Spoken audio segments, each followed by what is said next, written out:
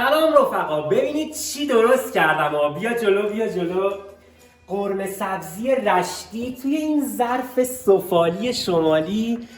به به به. اسم قرمه سبزی رو احتمالاً همتون شنیدین و حداقل یه بار همه قرمه سبزی اصیل ایرانی رو تست کردین. تا جایی هم که من میدونم اکثراً عاشق قرمه سبزی‌ان. ولی این قرمه سبزی رشتی 7 تا تفاوت با اون قرمه سبزی اصیل ایرانی داره که الان بهتون میگم چی است. اولین تفاوتش این بادمجونای سرخ شده است. قرمه سبزی رشتی توش بادمجون سرخ شده داره. دومین تفاوتش گوجه های سرخ شده است که غذا رو باهاش تزیین میکنن.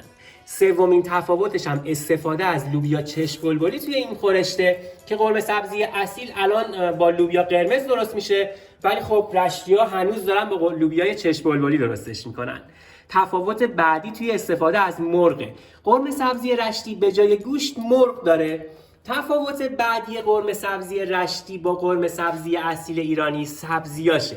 سبزیای قرمه سبزی رشتی ارگانیک و محلیه و چیزای شیمیایی نداره، واسه همین طعمش خیلی بهتره. تفاوت بعدی هم استفاده از چاشنی آبقوره است. رشتی‌ها از آبقوره استفاده میکنن به جای لیمو عمانی. و آخرین تفاوت هم استفاده از گمجه. میدونین دیگه اکثر غذاهای شمالی توی این ظرف سفالی شمالی یعنی گمج درست میشه که طعم غذاها توش خیلی بهتر میشه. منم امروز توی گمج درست کردم و میخوام بهتون یاد بدم تا این قرمه سبزی رشتی رو درست کنید و لذتش رو ببرید. برو بریم. قرمه سبزی رشتی 7 تا تفاوت با قرمه سبزی اصیل ایرانی داره که امروز میخوام یادتون بدم و ببینم شما متوجه فرقاشون میشین.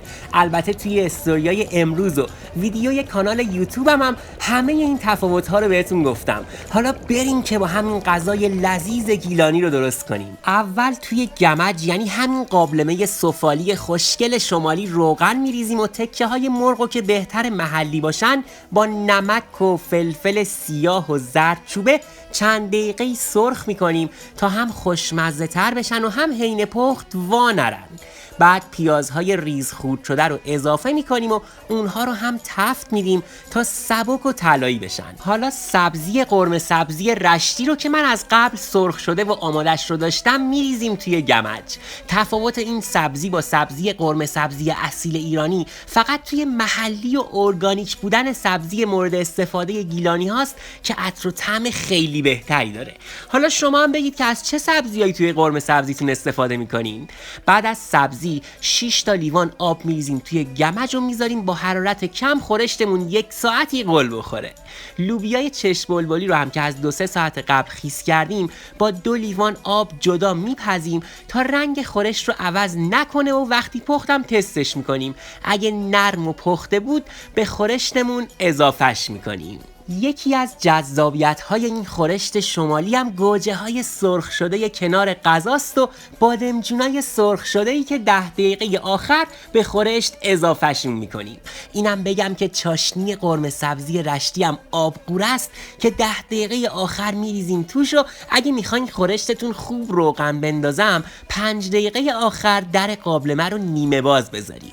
به و اینم از قرمه سبزی رشتی ما که عطرش داره منو دیوونه میکنه. جاتون خالیه واقعا و بهشت زیر دست آشپز هاست و بس نوش جانتون. حالا بریم سراغ مقدار مواد لازم قرمه سبزی رشتی برای 4 نفر. سبزی قرمه شامل تره، جعفری، گشنیز، شنبلیله و کمی اسفناج 300 گرم، مرغ محلی به مقدار لازم، لوبیای چشم بلبلی 100 گرم، پیاز 1 عدد، آبقوره نصف فنجان، گوجه 4 عدد، بادمجون 4 عدد و نمک و فلفل و زردچوبه. تا یه آموزش خوشمزه دیگه خیلی مراقب خودتون باشید.